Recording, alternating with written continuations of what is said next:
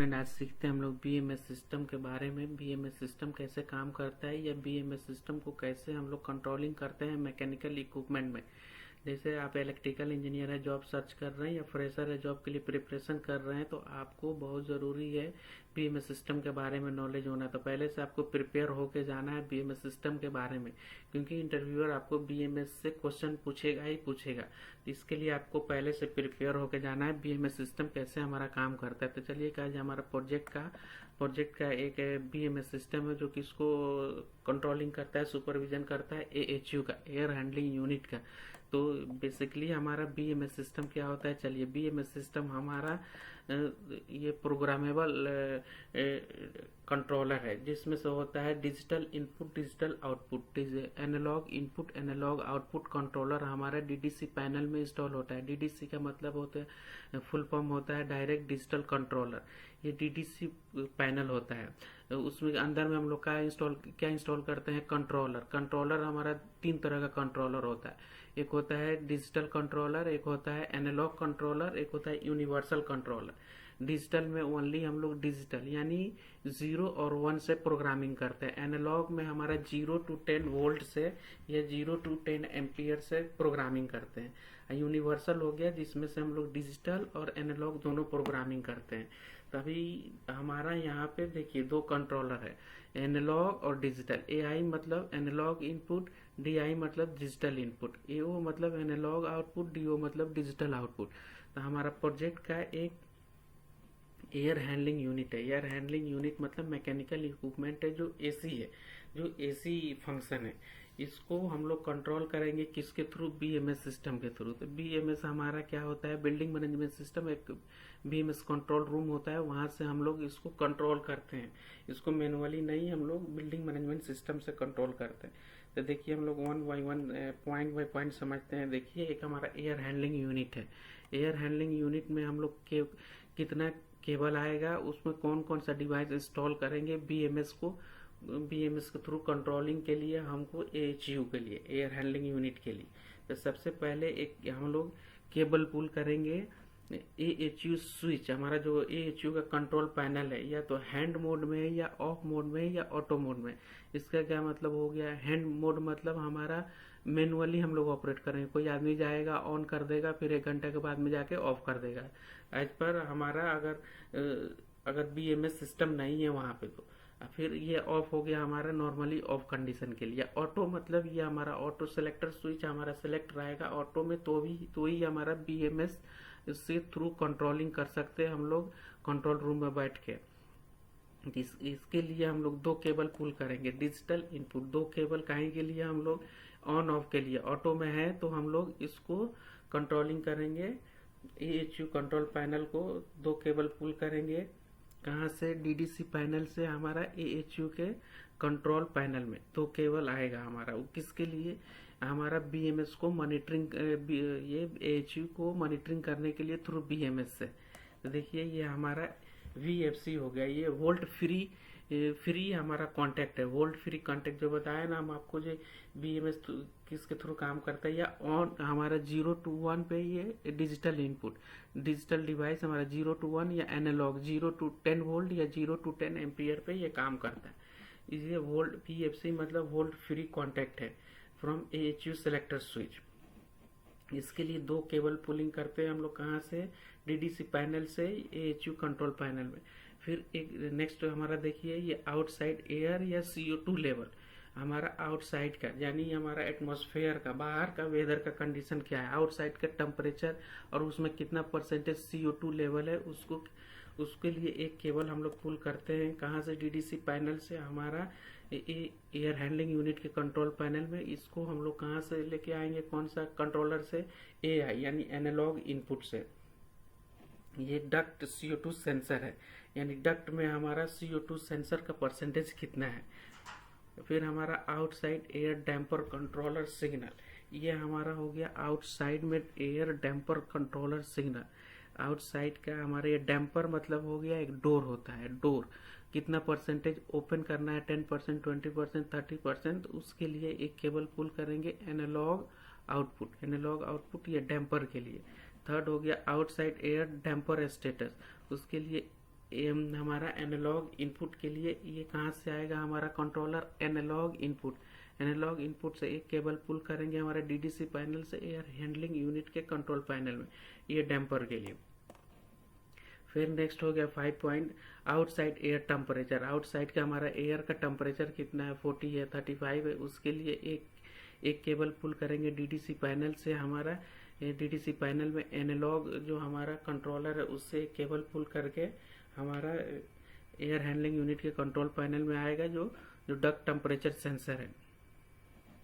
फिर आउटसाइड में हमारा एयर का ह्यूमिडिटी कितना है, उसके लिए एक केबल पुल करेंगे, एनालॉग इनपुट है, उसके लिए हमारा डीडीसी पैनल से एक केबल पुल करके हमारा एयर हैंडलिंग यूनिट के कंट्रोल पैनल में आएगा।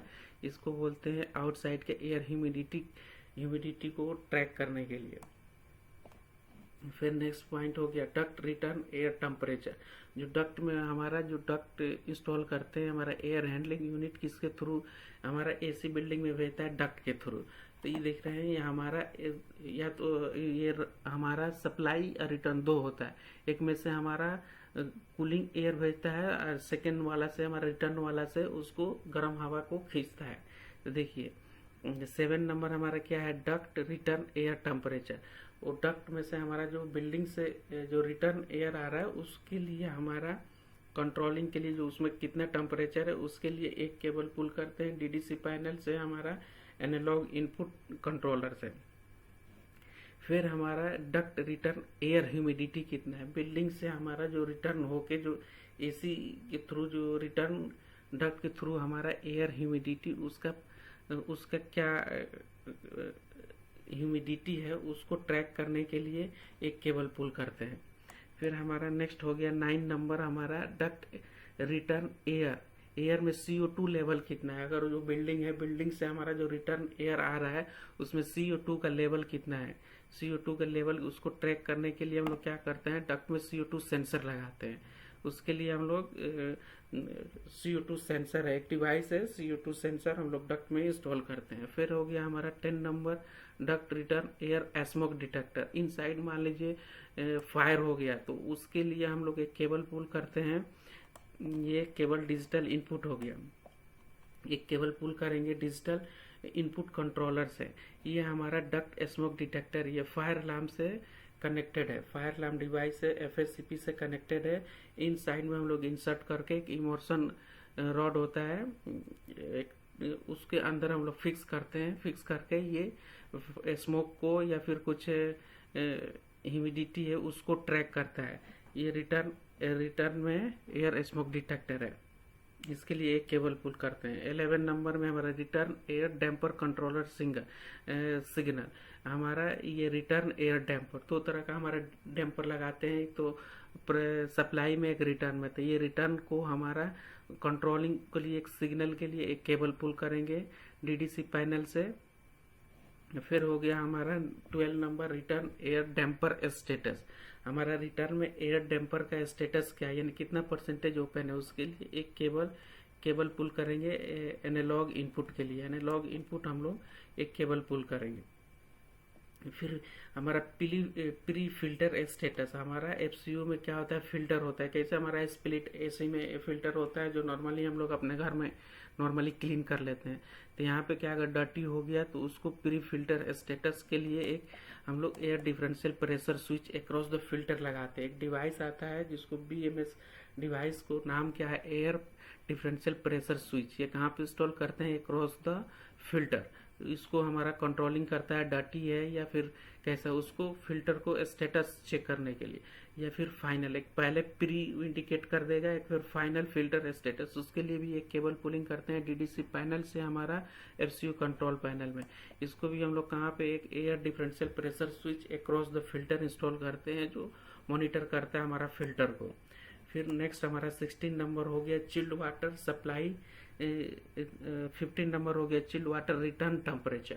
हमारा क्या होता है, चिल्ड वाटर कैसे काम करता है, हम लोग चिल्ड वाटर रिटर्न टेम्परेचर जो है, चिल्ड वाटर उसमें हम लोग रिटर्न जो आ रहा है, जो हमारा जो सप्लाई दिए हैं चिल्ड वाटर रिटर्न टेम्परेचर के लिए एक केबल, एनालॉग इनपुट के लिए एक केबल हम लोग पुल करेंगे। इसमें क्या करेंगे, इमर्सन टेम्परेचर सेंसर लगा रहता है इनसाइड इस साइड एक इमर्शन टेम्परेचर सेंसर पुल कर देंगे किसमें, हमारा रिटर्न एयर टेम्परेचर के लिए।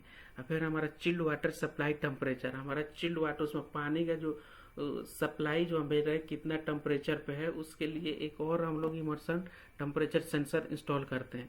इसके लिए एक केबल पुल करते हैं डीडीसी पैनल से एफसीयू कंट्रोल पैनल में। जो चिल्ड वाटर सप्लाई थर्मोस्टेट है, ये हमारा चिल्ड वाटर सप्लाई टेम्परेचर को ट्रैक करने के लिए, उसको कंट्रोलिंग के लिए। 17 नंबर हो गया चिल्ड वाटर कंट्रोल वाल्व। यही वाल्व हमारा मेन है, जो वाल्व होता है उसके हिसाब से हमारा, अगर मान लीजिए सेट कर दिए थर्मोस्टेट में हमारा जो बीएमएस के थ्रू आप जो ये बिल्डिंग का 16 टेम्परेचर चाहिए, तो उस टाइम में चिल्ड वाटर का कंट्रोल वाल्व है पूरा ओपन कर देगा, यानी पूरा चिल्ड वाटर का वाल्व ओपन हो जाएगा। उसके लिए एक के हम लोग केबल पुल करते हैं डीडीसी पैनल से हमको एफसीयू कंट्रोल पैनल में। ये 2A मॉड्यूलेटिंग वाल्व एक्चुएटर होता है। फिर chilled water control valve control feedback के लिए सप्लाई फैन है, जो उसमें 3 रहता है। एक तो होता है सप्लाई फैन, एनर्जी व्हील होता है, जो होता है ERU में होता है, लेकिन हमारा EHU में ओनली 2 ही होता है, फैन सप्लाई एंड रिटर्न। तो देखिए फैन सप्लाई रिमोट या ऑटो, या रिमोट या ऑटो रिले, इसके लिए एक केबल पुल करते हैं जो VFC से वोल्टेज फ्री कॉन्टेक्ट है।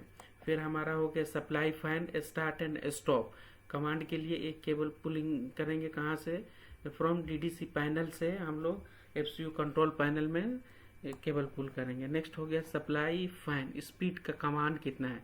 हमारा जो सप्लाई फैन है उसको अगर मान लीजिए हम लोग बताया ना, जो अगर 16% पे ओपन किए तो ये फुल स्पीड पे आना चाहिए।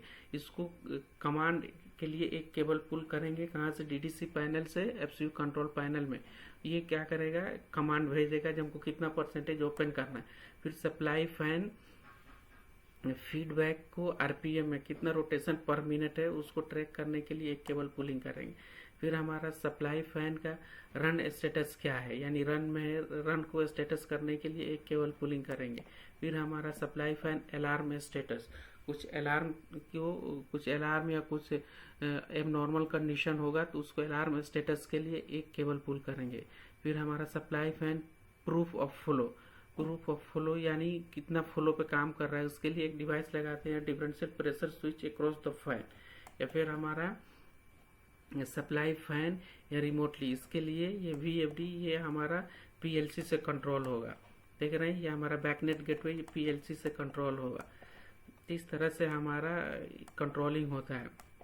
तो ये हमारा, चलिए फ्रेंड आज के लिए इतना ही।